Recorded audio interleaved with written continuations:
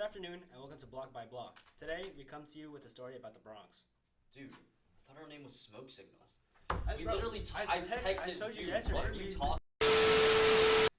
Welcome to Block by Block. And Look we're at here this to talk about dude. the rich history and culture within the Bronx as well as the fires. Fires that not only spread through the people's hearts, but the actual fires that were there in the 1970s. We actually have a live reporter on the scene right now to talk more about that. Ain't that right, Kyle? Wait. Kyle, where'd you go? Can you hear me? Since when did you get there? Thanks, Jason. The Bronx was originally inhabited in the 1600s and was eventually settled by Europeans beginning with Jonas Bronk, the namesake of the borough. Through the 1800s, New York City annexed the region and it eventually became home to immigrants who supported the growth in the industry, such as Irish, Germans, and Italians. Really? I didn't know that. Any other cool facts you got over there? Of course I do. During World War II, the borough saw massive white flight and waves of migration into the city by African American and Latino groups.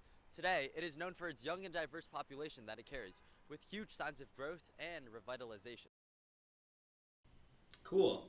I also read online that Bronx residents often face huge rent burdens, with residents often spending more than 30% of their income on rent, causing a wide popularity in multifamily housing and a larger share of subsidized housing. Right. However, the Bronx is recently going under an era of cultural revival and is putting forth their showcase of resilience and cultural pride. Right, Jason? Jason! Nice info, Kyle. Wait, where are you? Our next segment's supposed to be here. Anyways, have you ever looked into what the Bronx went through during the 70s? It was a huge time of resilience within the city. And Yeah, Kyle, that's what the segment literally is about. so, what's the latest report? So, in the 1970s, the city faced a huge bankruptcy crisis due to the borrowing of money, overspending, and the heavy reliance on short-term loans. This led to huge budget cuts, layoffs, and more. Interesting. I also heard about the 1977 blackouts, which spanned for 25 hours, similar to amount of my weekly sleep.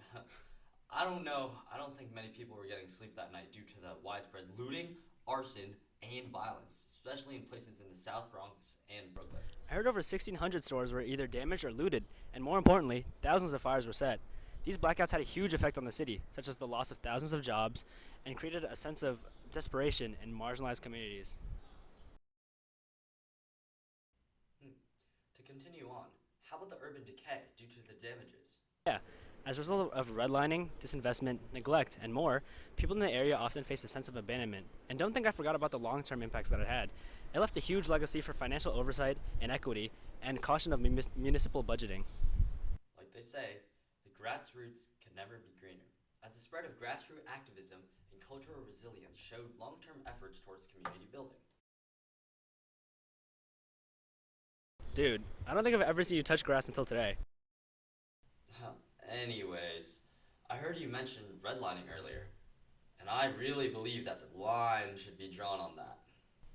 Huh, this is a gag. Where'd you come from? Can you stop appearing out the blue? You first. I've always been here. Anyways, redlining, according to Cornell law, was an extremely discriminatory practice where government agencies or banks would often deny mortgages or loans to people in certain neighborhoods, which was heavily based off their race or ethnicity.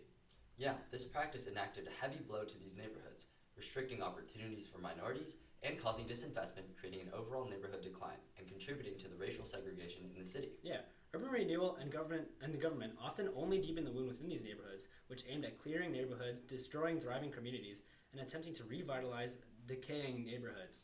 This led to displacement of poor minority residents, often without any adequate relocation plans, similar to some ethnic groups in the AAPI community in the late 1900s. Those policies sounded horrible. Who was behind all of this?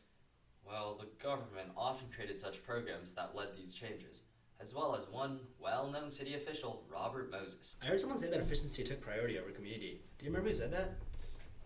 I think that was the master builder of NYC, our well-loved and respected Robert Moses. Really? This Moses guy seemed pretty villainous. I heard the expressway that he spearheaded in the 50s created massive disruptions in the affected communities, since it destroys businesses, connections, and accelerated white flight in the neighborhood. Yeah, I heard that he not only ignored the needs of low-income minority groups, but also displaced marginalized communities with his large-scale projects. Sounded like a great guy. Also, on top of all that division in the borough, we also saw emergence of gangs and drugs.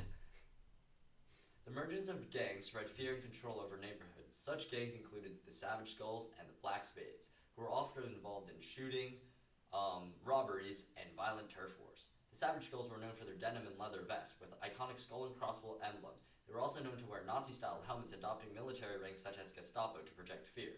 Their main territory spans from Fox Street to Kelly Street, and were most notable for their violent turf wars. However, while the effect of gangs on the city may seem noxious, they often provided some havens for the youth, as they were a source of protection and family for many, giving the sense of a much-needed security, stability, and an identity in a time of disarray. I didn't know that. Yeah, also, as a result of an increase of urban instability, violence began to become more amplified, and many local governments struggled to contain the violence, mostly as a result for the increase of hard drugs such as crack cocaine and heroin. Jason, would you Show your turn that hands music up. off? Did you hear that? It sounds like Hercules. It almost makes me want to throw my hands up. Wait, that's DJ Kool Herc! Oh, DJ Kool Herc! Kool Herc! The one who is credited as the father of hip hop. He had an extremely prominent role in the development of a breakbeat DJing style. Yeah, Jason, that's right. His parties emphasized unity and fun rather than the gang rivalry. He helped form a positive cultural identity within the South Bronx during a very hard time. He also played an extremely huge role in the innovations of the genre, with the extension of the instrumental breakdown part of the song, which encouraged more people to dance along with the music and led to a quick spread of a new culture that included MCing or rapping, DJing, breakdancing, as well as graffiti. It was an amazing time, with everyone's hands in the air!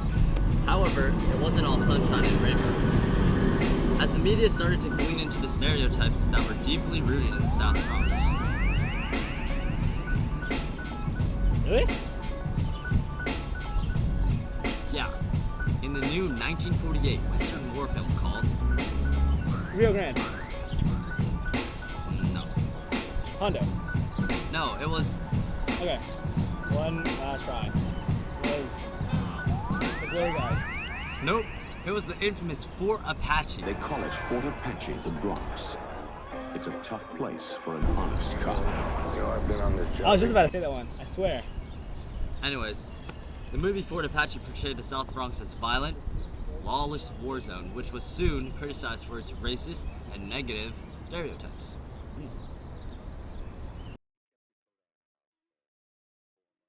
I'm hearing there was also a committee against Fort Apache, formed by the residents of the Bronx to protest this film, arguing that their background is not a war zone. They fought against the dehumanization that the movie really put upon the residents of the Bronx, and also portrayed how it depicted people of color. In the end, like the Knicks, the South Bronx was able to turn it around. I haven't seen a turnaround as crazy as that since my physics trade. Good one, Jason. I hear one of the main environmental justice advocates that helped in this huge turnaround could relate to us, as she went to Bronx Science herself. Her name was Majora Carter. Really? I heard that she's a huge advocate for clean air, green spaces, and more sustainable development for empowering the community, and often used environmental justice along with economic development in order to address inequalities during urban planning, representing a huge intersection of environmental activism and more. There was also an increase of movements by the residents of the Bronx with the motto, "Stay, Fight, Build," who began creating different corporations and organizations to construct some of the burned buildings and used houses that were still standing as after-school programs as well for the youth, as well as protecting them for any arson threats, creating a more cohesive community and a safer environment. That's all we have today. Let's all put our hands up and call it a day.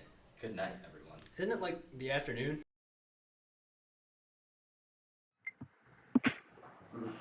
But in the end, like the Knicks, the South Bronx was able to turn it around. I haven't seen a turn around as crazy as since my. Oh. Stumbling buffoon, mate! Okay, so 3, 2, 1. But in the end, like the Bronx. Also, on top of all that division in the borough, we also saw the emergence of gangs and drugs. The emergence of Also, on top of all that division in the borough, we also saw the emergence of gangs and drugs. The emergence of gangs spread fear